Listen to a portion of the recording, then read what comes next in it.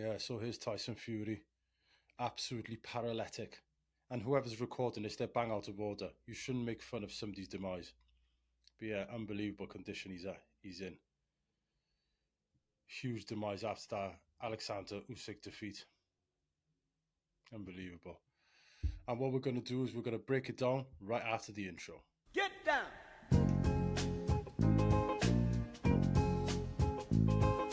What's up, family? Welcome back to No Cap Combat.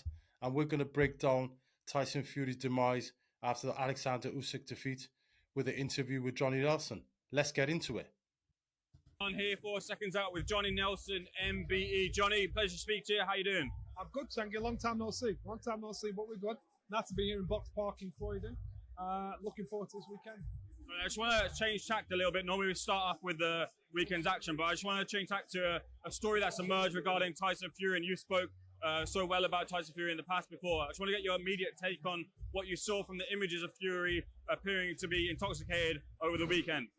Well, there's no law against getting drunk, and I'm quite sure it's not the first, and it won't be the last time something like that happens. To me, I think it's.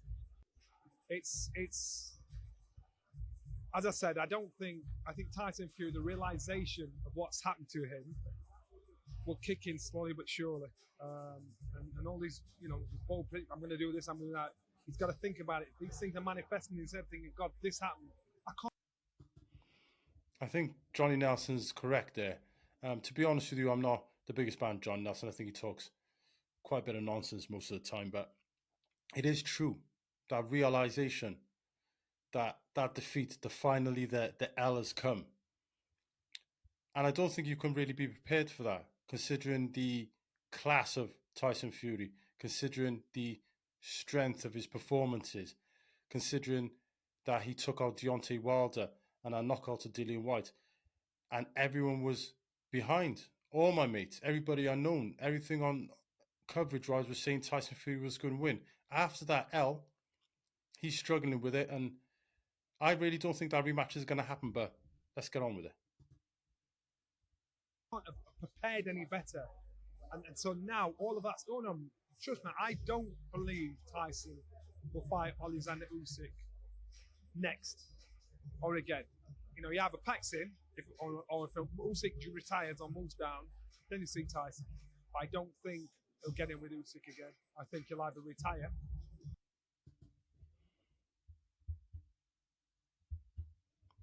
I totally agree with that. That rematch ain't happening. Because what you have to understand, and this is where you've got to give Anthony Joshua a lot of respect, because he went straight back in there with Usyk. There wasn't no playing. It was 4 months straight after, or 5 months straight after he went in there. Usyk is on levels, undefeated cruiserweight champion, undefeated now heavyweight champion, undisputed, unbelievable. And you should have never took that guy lightly. That's why Fury did not want to fight the guy. And Fury's a very intelligent guy. That's why he was ducking and diving and moving and swaying all that time. And now this has happened, which was inevitable. I don't think this rematch is going to happen. Because of the fashion of the defeat, and he will just be struggling to deal with it. He's a man. He's gone out for a drink. That's it. There's nothing wrong with getting drunk. As a guy of his caliber, he probably should have tried to do it. See, the thing is, I'm not saying there's anything wrong with getting drunk. But when you look at the high level, and I mean high level athletes, the cream of the crop, they don't usually get laggy. They don't usually get massively out of shape. Because what you've got to think of is that every time you get laggy or every time you put on weight, you don't improve. All you're doing is you're losing weight for the next fight. That's pretty much what you're doing. So you're not improving your skills. So when you look at those top of the top athletes like Cristiano Ronaldo, when you look at Floyd Mayweather, when you look at the likes of Carl Froch, these guys are, even now retired, they're still in shape. And yeah, it's crazy to see. Behind closed doors. He's not done anything wrong. He just got pissed. But to me, I don't think it makes any difference. It's not the first time he's done it. I've seen him like that before.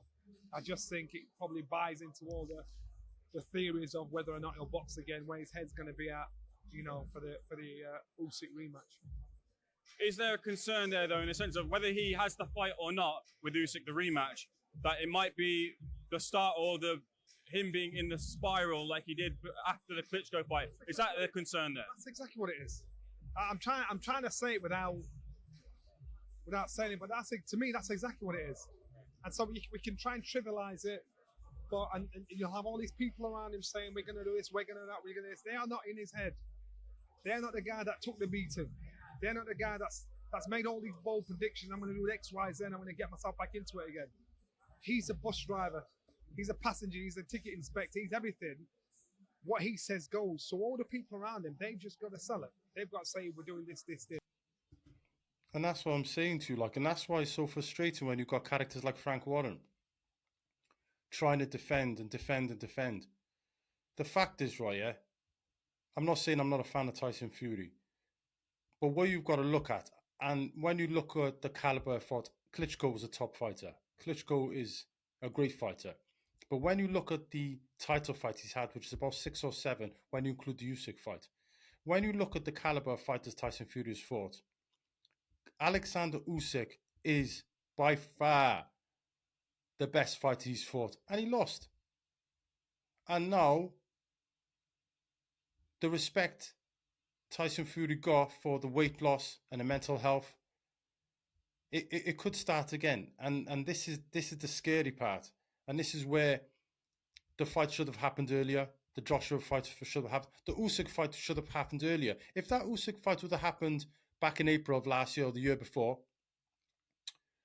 I think Tyson Fury just coming off that fight against Deontay Wilder, I think he would have beat him at that point. But he delayed it and delayed it and delayed it. So who knows what's going to happen right now and where Tyson Fury is going to end. And I hope he's okay for him and his family. Until he said, no, I'm out. So me saying something like this, you never know, he might rile him on, but what does Tyson Fury needs? He needs somebody that he listens to. That not somebody to listen to him. He needs someone that's in his corner saying, you're doing this. This is how we're doing it. There's no negotiation. I want you to jump. Don't ask me how high. But it's hard to be in that Tyson Fury's position and actually bow down to somebody, actually accept that, have somebody. Because when you're that successful financially, career-wise, when you've got to the top, unless you really, really love it and you're prepared to rough it out to get back there again, why would you listen to anybody that's probably you think is a lesser man than you? That's right. His books are selling #1. His Netflix show's #1. Multi-millionaire. Very difficult to try and get somebody to listen to you like that. But for me, he's got too many yes men around him. Frank Warren doesn't tell him anything to do and only protects him. Having your dad and John Fury, man, John Fury's a clown. He's just a clown. I wouldn't have him anywhere near my corner. But he was in that corner. And when you saw that corner with Sugar Hill and his dad, they were both giving out different information. Unbelievably confusing. So the preparation for this fight, everything was wrong. Maybe go back to Ben Davidson. Maybe change your whole background, because the simple fact is that was a calamity. And things have to change for Tyson Fury. Sometimes things happen for your best, even though you don't feel it at the time is the best that happened. And Tyson Fury's still got time, and he's still a problem. 6'9", he's a problem. So yeah, he needs to get back into it. To do. You don't have to do that. I actually said the last stellar performance from Tyson Fury was his last fight against Alexander Usyk, against Wilder. It actually wasn't. It was his first fight against Wilder. Was his last stellar performance, not the last one. And so that was it. So right now, and you've seen me fight before, Vicky Hatton, you've seen it before. They've rinsed themselves out, but now they want it more than it wants them. They're getting themselves in great condition, but their best performances have gone. And so now Tyson may, do everything right, train right, prep right. Obviously, that video didn't look like that. But then I just think the last time we saw the best of him was the first fight against Wilder. Yeah, that's right. For me personally, that second fight against Wilder was his best performance. He was lean, he was clean, he was powerful, he was a bully, and that's the best Tyson Fury by a mile. And it's not like he's still gone, or it's not like he's not going to come back. I think what he needs to do right now is forget about the rematch. Take a year off. Spend time with your family. Maybe get bored with your family and realize that you're there for your family. Enjoy your family. But any fighter, any fighting man will get bored and wanna. And that's where you start. That's where that desire starts. Hopefully, he doesn't get too much out of shape.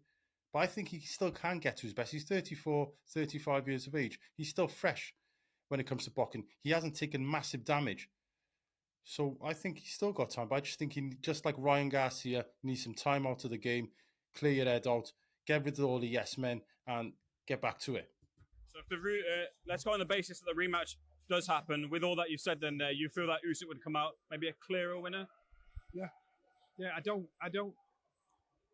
Listen, that kind of tongue-in-cheek said Tyson Fury's legs have gone when he boxed against when he boxed Ngannou, and because I'm thinking, how can you perform like that? Because you're tripping over yourself. What's going on there? Maybe there's more truth in jest. Maybe his legs haven't gone, but he's not the fight he was. That last fight and the fight before that told us that. His best performance again, I think, was the first fight against Wilder. And maybe it's just that time.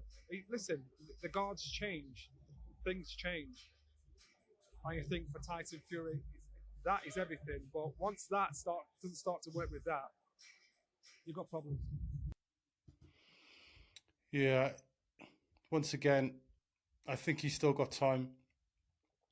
That Francis Ngannou performance was worrying.